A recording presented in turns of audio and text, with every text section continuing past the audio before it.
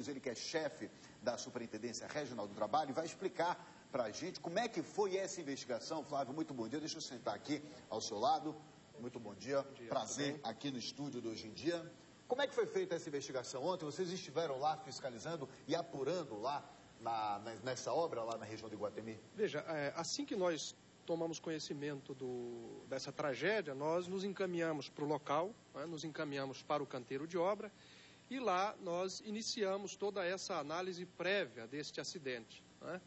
Tem toda uma técnica para fazer essa análise do acidente, nós temos uma equipe especializada nesse tipo de trabalho e, em função desta prévia análise, né, nós já encontramos algumas possíveis causas, né, que contribuíram para a ocorrência desse trágico acidente. Quais seriam essas possíveis causas? Veja, nós verificamos que, inclusive já foi divulgado, né, pela própria Rede Record, né, que um eixo que é onde corre o cabo de aço que faz a movimentação do equipamento, ele se rompeu.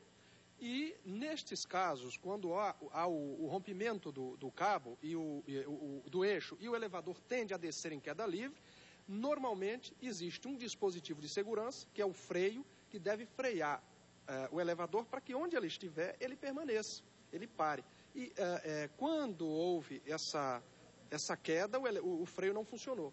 Então, nós podemos apontar inicialmente como causas imediatas do acidente o eixo que se rompeu e o freio que não funcionou. Agora uma pergunta, Flávio. Seguinte, segundo a SUCOM, essa obra estava sendo regularizada todos os dias, tendo visitas e os equipamentos também. Agora, a empresa conhecia, né, eu tenho essas informações, que a empresa sabia que a balança estava com problema. Aí eu pergunto, se sabia que estava com problema, como é que essa balança poderia estar sendo utilizada e sendo manuseada por esses operários? Veja, essa é uma pergunta interessante, não é? Porque a fiscalização do Ministério do Trabalho, ela não consegue estar presente em todos os locais ao mesmo tempo. Claro. Nós temos uma limitação de mão de obra.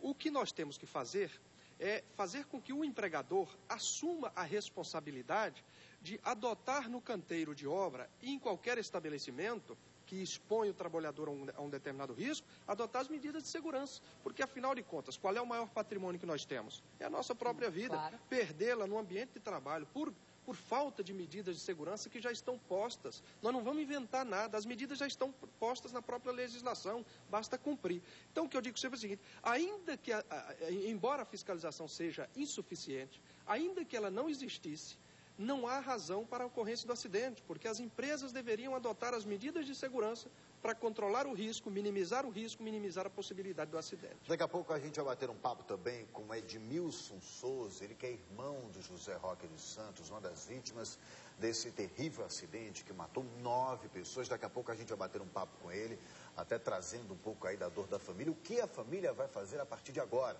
Porque tem que cobrar justamente e apurar para a gente saber de quem é a culpa. O que não pode é passar impune, gente. O que não pode é passar impune. Ele já está na linha com a gente, já está aqui ouvindo a gente, o Edmilson Souza. Está ouvindo, Edmilson? Muito bom dia. Bom dia. Está ouvindo bem, Edmilson? Estou ouvindo perfeitamente. Queria agradecer sua participação e já lamentar e ser solidário a você, Edmilson, a perda aí do seu irmão José Roque, uma das vítimas desse terrível acidente, dessa tragédia. O que é que a família, o que é que vocês vão fazer, vão tomar providências? O que é que já está sendo feito por parte da família, Edmilson? Olha, por parte da família, eles estão tomando as providências assim, necessárias, né? Arranjando um carro, vão pagar o funeral, levar as pessoas, trazer no lugar do local do enterro, que vai ser aqui no Bosque da Paz. Está sendo feito algumas coisas. A construtora tem dado apoio, pelo menos? Tem dado apoio. Esse apoio aí isso tem dado esse apoio. Ontem mesmo não recebemos um apoio assim imediato, demorou um pouco, né? Mas depois mandaram um representante e fomos apoiados. Edmilson, qual foi o último momento que você teve com seu irmão, Edmilson? Tem aproximadamente um mês que eu conversei com ele. E ele chegou a falar com você a respeito desse trabalho, chegou a comentar que tinha problemas nessa construtora, ele chegou a conversar com você sobre isso, Edmilson? Olha, comigo mesmo ele não conversou, ele conversou com a esposa que esse elevador estava tendo problema, parando, com a esposa dele. Ele trabalhava quanto tempo como operário, Edmilson, seu irmão? Olha, ele trabalhou uma boa parte como ajudante prático, ele foi classificado recente, não tem muito tempo não, um tredeiro. E nesse momento vocês estão aonde agora, Edmilson? Nesse momento a gente está no velório ainda, velando um pouco aqui para sair daqui estourando meio-dia. A previsão do enterro, sabe dizer o horário? 2 horas da tarde, 14 horas. 14 horas, né? E a família vai buscar mais alguma coisa com relação à construtora? O que é que vocês vão fazer daqui para frente agora? Olha, a gente vamos tomar nossas providências perante com a justiça, né?